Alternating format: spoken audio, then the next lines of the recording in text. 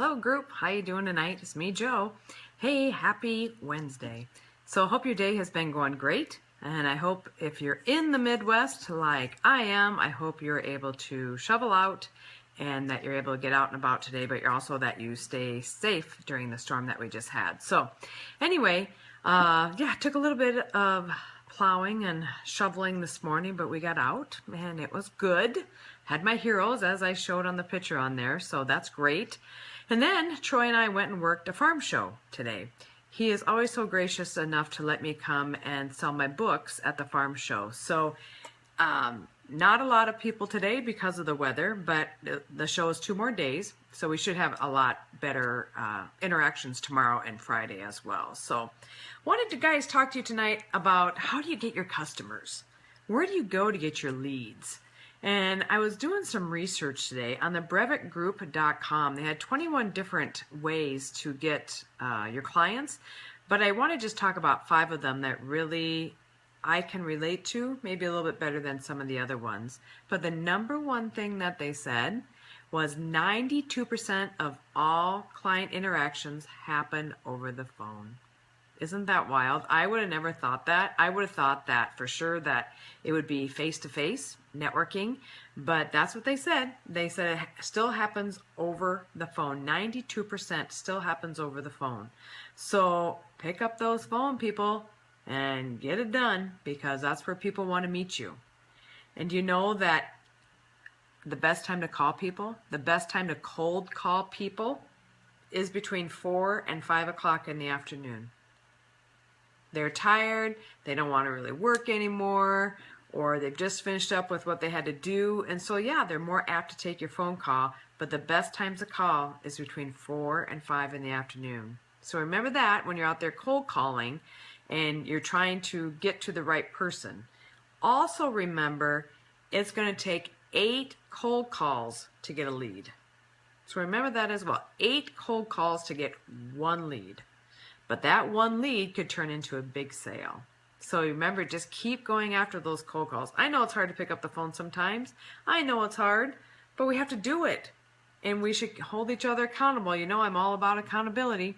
And also, 80% of sales requires 5 follow-up phone calls after the meeting. So 80% of the sales requires 5 follow-up phone calls after the meeting. Most salespeople only do 1. So remember that. Do 5 follow-up phone calls after the sale, because it really is going to show them great customer service that you have, and it's going to make them repeat buyers to you in the end. And that's what you want. You want repeat buyers. Hi, Troy. You want repeat buyers. And then those people are going to go and refer you to those people and those people and those people. So those are just some of the highlights from that I got today. I was reading up on it, and I thought, I'm going to share this with my group because that's fantastic. Now, again, we went to the farm show today, and it was pretty quiet. And so it doesn't matter what show you're at, but what happens is, and if you keep calling, we call it running the circuit with vendors, what happens is you get to be friends with these other vendors. And what I like to do is, and Troy does too, but we like to go and network with other vendors and really get to know them and what their business is, and even get to know their personal lives. And you know what? What's going to happen is either you might buy for them, or they might buy from you, or they'll refer people to you. And that's okay. And even if you're at a show, it depends on what you have. It depends on if you have a product or a service. So if you have a product that you want to sell, hopefully when you're at these shows that you can sell a lot of product. But it could be that you don't, or maybe you're just getting leads. And a lot of times when you have a service, you're just getting leads. When I used to have my brick and mortar store, I went and did a show a year and a half ago.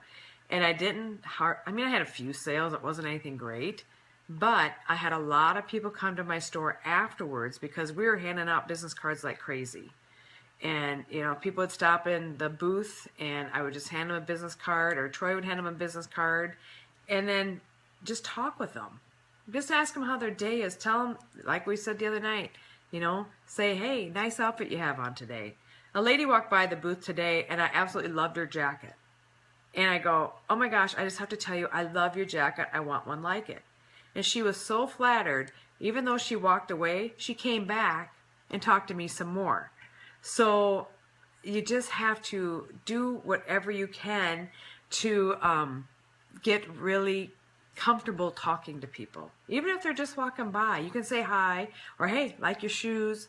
Hey, like I said, this gal today with the coat. And she even, like I said, she walked by and came back again. So those kind of interactions work great for people. And they're going to remember you. And so, yes, and like Troy says, vendors can be your best allies just by getting referrals from someone down the row.